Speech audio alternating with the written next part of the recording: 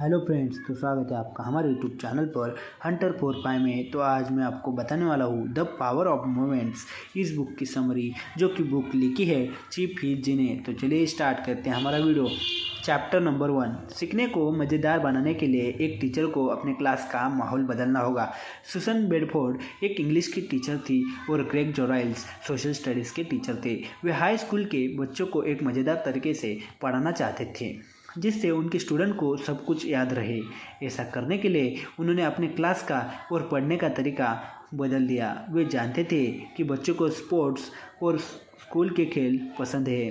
वे जानते थे कि यह सारी चीज़ें उन्हें लंबे समय तक याद रहती है, लेकिन क्लास में पढ़ाई गई चीज़ वे शाम तक भूल जाते हैं।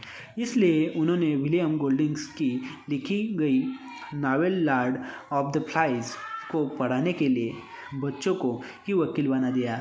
उन्होंने उन्हें एक नाटक करने को दिया जिसमें वे विलियम गोल्डिंग्स को कटे घरे में खड़ा कर इस पर बहस करते थे कि उन्होंने उस नावल में इंसानों को जिस तरह दिखाया है वो सही है या नहीं। इस नाटक को करने के लिए उन्होंने बच्चों को 2 ग्रुप्स में बांट दिया, जिसमें से एक ग्रुप विलियम गोल्डिंग्स को सही साबित करने की कोशिश करता और दूसरा उन्हें गलत साबित करने की। यह नाटक उन्होंने अपने पेरेंट्स, टीचर्स और स्कूल के दूसरे स्टाफ के सामने किया और इसे करने के लिए उन्हें वह पूरी नॉवेल अच्छे से पढ़कर तैयारी करनी थी। इस तरह से उन्होंने अपने स्टूडेंट्स को कानूनी तरीके के बारे में और लिटरेचर के बारे में बहुत अच्छे से पढ़ाया और यह सारी बातें उनके स्टूडेंट्स को काफ़ी समय तक याद भी रही।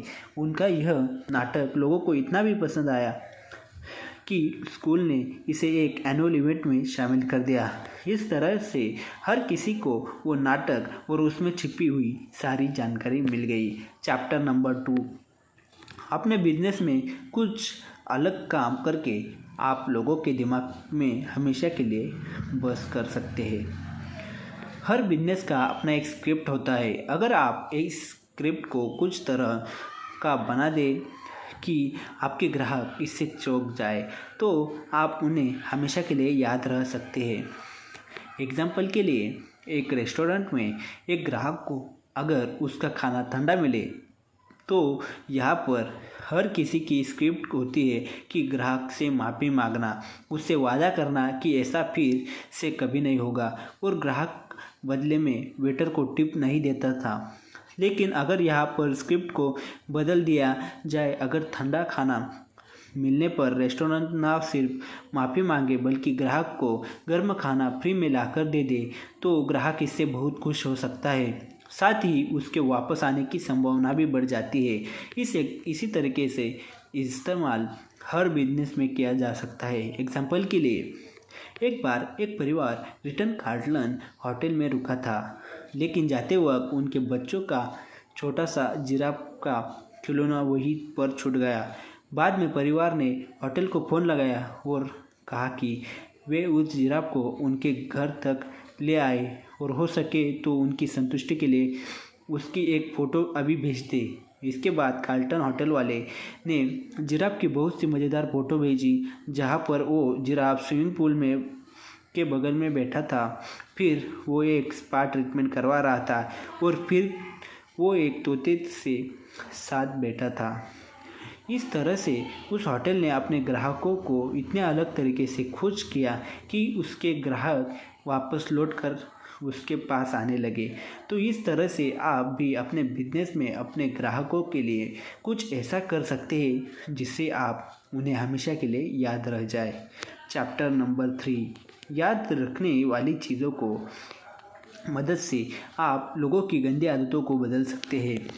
बहुत से लोगों को खाना खाने से पहले हाथ न धोने की आदत होती है, ख़ास तौर पर जब वे घर से बाहर कहीं खाना खा रहे होते हैं तो वे अक्सर हाथ नहीं धोते। लेकिन जब प्यूरेल स्टेट हैंड सैनिटाइज़र ने अपना हाथ साफ करने वाला जर्म जेल लॉन्च किया, तो इसके बाद बहुत से लोगों ने ना सिर्फ खाना खाने से पहले धोने की आदत डाली, बल्कि उन्हें यह प्रोडक्ट इस्तेमाल करने की आदत पड़ गई। अरेना प्यूरेल इंस्टेंट हैंड सैनिटाइज़र ने अपने ऐड में दिखाया कि 2003 के एक सर्वे में यह बात सामने आई है कि बहुत से लोग एयरपोर्ट के बाथरूम को इस्तेमाल करने के बाद अपने हाथ नहीं धोते हैं। न्यूयॉर्क एयरपोर्ट के बाथरूम को इस्तेमाल करने वाले 30% लोग, मियामी एयरपोर्ट के 19% लोग और शिकागो के 27% लोग अपना हाथ नहीं धोते। एक फ़ोन सर्वे में यह बात सामने आई है कि सिर्फ 58% लोगों ने कहा कि वे छींकने या खांसने के बाद अपना हाथ धोते हैं और सिर्फ 77% लोगों ने कहा कि वे डायपर बदलने के बाद अपना हाथ धोते हैं। 1972 की एक स्टडी में यह पाया गया कि 13% सिक्कों में और 42% नोट में बाथरूम के बैक्टीरिया और स्टेफिलोकोकस नाम के बैक्टीरिया पाए जाते हैं। इस ऐड को देखने के बाद बहुत से लोगों को लगा कि वे कितनी गंदगी के साथ रह रहे हैं।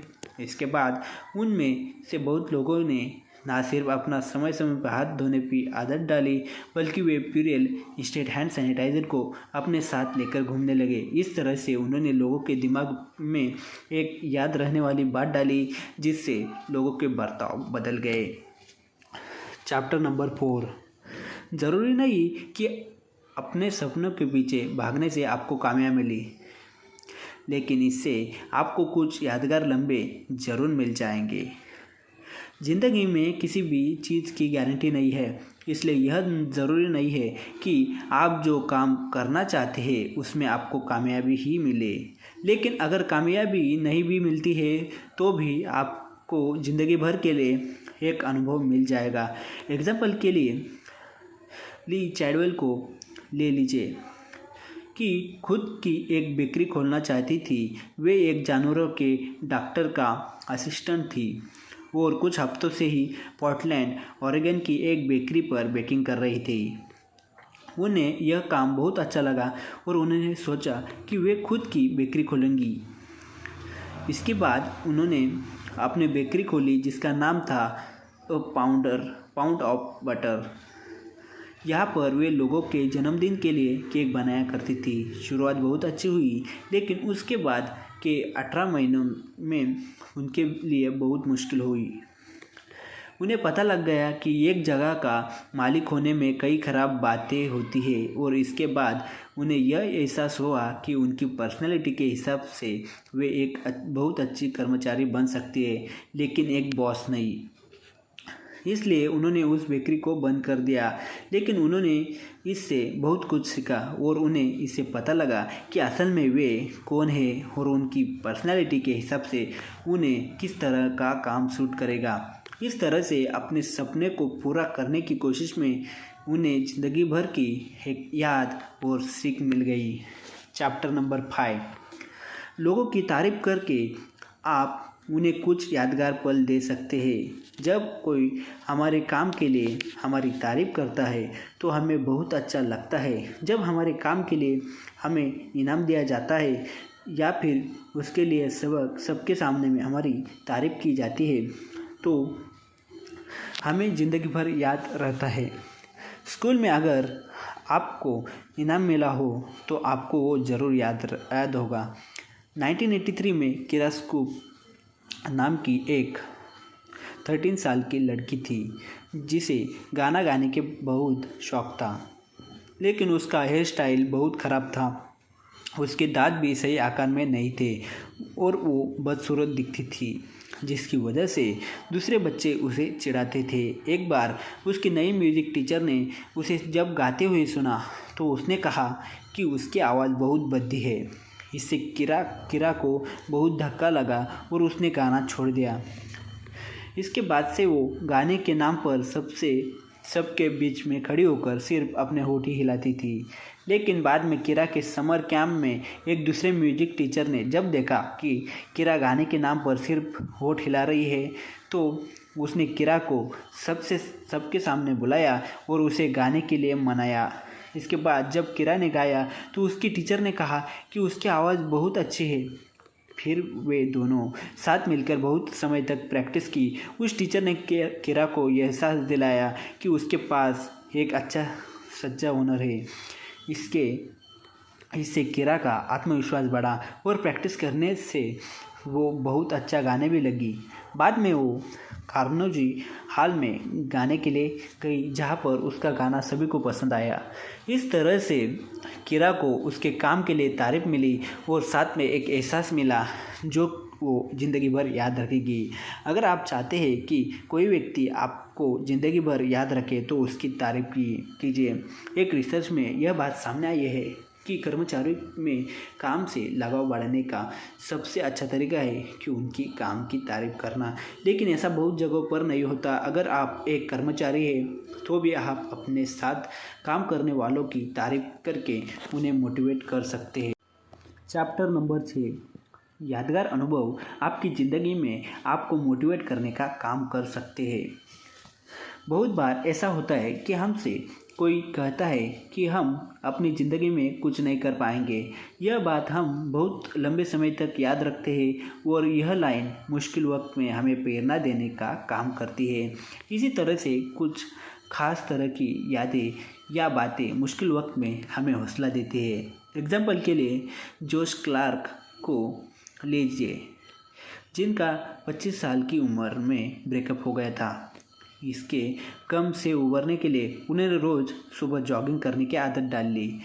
इससे उनका दर्द काफ़ी हद तक कम हुआ और साथ ही वे दूसरे लोगों को भी जॉगिंग करने के लिए मोटिवेट करने लगे। उन्होंने लोगों को मोटिवेट करने के लिए एक प्लान बनाया जिसमें वे लोगों को 5 किलोमीटर तक दौड़ने का चैलेंज दिया करते थे। वे शुरुआत करते थे लोगों को 5 किलोमीटर तक चलने से।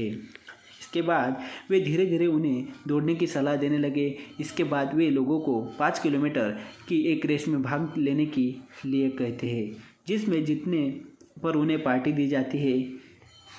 इस तरह से उन्होंने एक दर्द भरी याद से प्रेरणा ली और ना सिर्फ खुद एक अच्छी आदत डाल ली बल्कि अपने साथ में बहुत से दूसरे लोगों को भी ज़िंदगी बदली। ठीक इसी तरह से अगर आपको भी कुछ सीखना है तो आप थोड़े से शुरुआत कीजिए। इसके बाद धीरे धीरे आगे बढ़कर अपनी मंजिल को हासिल करने की कोशिश कीजिए। चैप्टर नंबर 7, अच्छे लम्हों का इस्तेमाल करके आप अपने कर्मचारियों से बेहतर तरीके से काम करवा सकते हैं। एक बिजनेस यह कभी नहीं चाहेगा कि उसके ग्राहकों को उसके साथ काम करने पर एक बुरा अनुभव मिले। इसलिए यह बहुत ज़रूरी है कि आप अपने कर्मचारियों को बेहतर तरीके से काम करने के लिए प्रेरित करते रहें ताकि वे आपके ग्राहकों को खुश रख सकें। 1998 में सोनिया जेड्स एक अस्पताल में अपने पिता को देखने गई, जहां पर उनके गैस्ट्रिक अल्सर का इलाज चल रहा था। वहां पर उन्होंने देखा कि उनके पिता पर अस्पताल के कर्मचारी ध्यान ही दे नहीं रहे हैं। इससे भी ज़्यादा तकलीफ उन्हें यह जानकर हुई कि वो जिस कंपनी के लिए काम करती है वही कंपनी इस अस्पताल का मैनेजमेंट संभालने का काम कर रही है। उन्होंने फैसला किया कि वे इस हालत को बदल कर रहेंगी। सोनिया ने उस हफ्ते के अंत में अस्पताल में एक इवेंट रखा जहां पर हर कर्मचारी को हर मरीज पर अच्छे से ध्यान देना था। सोनिया ने सबके सामने दुनिया की सबसे अच्छी अस्पताल सेवा बनाने का सपना रखा। उन्होंने उन्हें किसी को डांटा नहीं बल्कि सबको यह एहसास दिलाया कि उनका इस मिशन में क्या काम है। सोनिया ने सबको समझाया कि किस तरह से वे इस सपने को हकीकत में बदलने के लिए अपना योगदान दे सकते हैं। इसके बाद हर कोई अपनी जिम्मेदारी समझने लगा था। अस्पताल का स्टाफ अब मरीजों को नियम से चेक कर रहा था और उन्हें कुछ छोटे छोटे गिफ्ट समय समय पर दे रहा था, जैसे कि फूल या केक। चैप्टर नंबर 8, अगर अच्छे लम्हों का इस्तेमाल सही से किया जाए तो इससे पूरा स्कूल सिस्टम बदला जा सकता है। 2010 में स्टैन्स एलिमेंट्री स्कूल को वाशिंगटन डीसी का सबसे बेकार स्कूल रेट किया गया था। काले फिशर को वहाँ का नया प्रिंसिपल चुना गया और वो वहाँ पर एक बदलाव लाना चाहती थी। उन्होंने नए टीचरों को काम पर रखा, क्लास की मरम्मत और साफ सफाई कराई, लेकिन जल्दी से उन्हें यह एहसास हुआ कि इससे कुछ खास बदलाव नहीं हो रहा है। स्कूल की शुरुआत नए टीचर और नए क्लासरूम के साथ हुई, लेकिन फिर भी बच्चे क्लास में पढ़ने के लिए नहीं आ रहे थे। लगभग 28% बच्चे क्लास में बोर होने के बाद क्लास छोड़कर चले जाते थे। स्कूल के स्टाफ को इसके पीछे की वजह नहीं समझ में आ रही थी। अंत में फिशरों को लगा कि उन्हें अब बच्चों के माता पिता को मिलना चाहिए। उन्हें लगा कि इस तरह से वे बच्चों को अच्छे से समझा पाएंगी और स्कूल में एक अच्छा माहौल बना पाएंगी जिसमें बच्चों का मन इसमें लगेगा। सालों से माता पिता को लगता था कि स्कूल के टीचर बच्चों को अच्छे से पढ़ा नहीं पा रहे और स्कूल के टीचर को लगता था कि माता पिता अपने बच्चों को अच्छी बातें नहीं सिखा रहे। इसलिए जब फिशरो पहली बार अपने स्कूल के सारे टीचर्स को लेकर बच्चों के माता पिता से मिलने के लिए गई तो वे स्कूल और बच्चों के घर के बीच में एक बेहतर संबंध बना सकी। वहाँ पर उन्होंने बच्चों के माता पिता से पूछा कि वे अपने बच्चों के लिए किस तरह का भविष्य चाहते हैं। बाद में उन्हें पता लगा कि बच्चों के माता पिता यही चाहते थे कि स्कूल उनके साथ जुड़ने की कोशिश करे। इससे उनके बर्ताव में बदलाव आया, जिनसे बच्चों की हरकतें भी सुधरी और वे क्लास करने लगे। तो इस तरह से आप लोगों को एक बेहतर अनुभव देकर उनके बर्ताव में बदलाव ला सकते हैं। अगर आप अपने बच्चों को बदलना चाहते हैं तो उनमें नैतिकता पैदा करने की कोशिश कीजिए। इससे कंक्लूजन यह मिलता है कि हमारी ज़िंदगी में अक्सर कुछ ऐसे पल होते हैं जो हमें काफ़ी लंबे समय तक याद रहते हैं, तो उनका असर हम पर बहुत गहराई से होता है। इन ताकतवर लम्हों की मदद से हम बच्चों को बेहतर तरीके से पढ़ा सकते हैं, ग्राहकों को खुश कर सकते हैं, खुद में अच्छी आदतें पैदा कर सकते हैं और साथ ही अपने साथियों को एक ऐसा एहसास दे सकते हैं जिसे वे सारी उम्र याद करें। तो आज के लिए इतना ही। Thank you for watching. Video अच्छा लगा होगा तो लाइक करें, शेयर करें, सब्सक्राइब करें। हंटर4पाई।